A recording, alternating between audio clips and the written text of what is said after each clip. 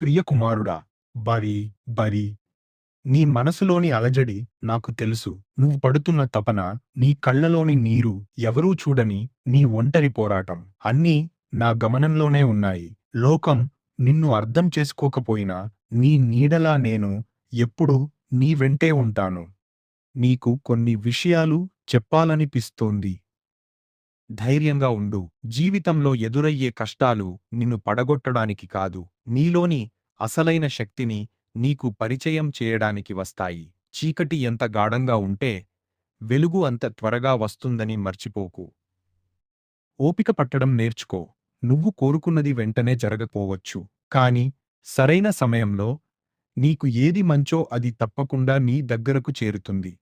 నా నిర్ణయాల్లో ఆలస్యం ఉండొచ్చేమో కానీ అన్యాయం ఉండదు. ప్రేమను పంచు.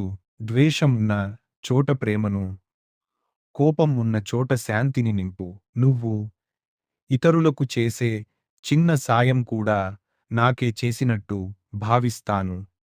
నన్ను నమ్ము. నీ భారాన్ని నాపై వేయి. నువ్వు చేయగలిగినంత ప్రయత్నం చెయ్యి.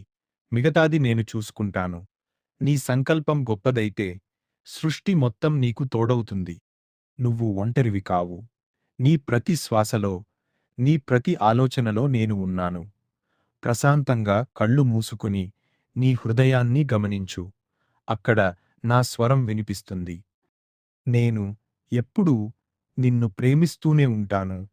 తలెత్తుకుని ముందుకు సాగిపో.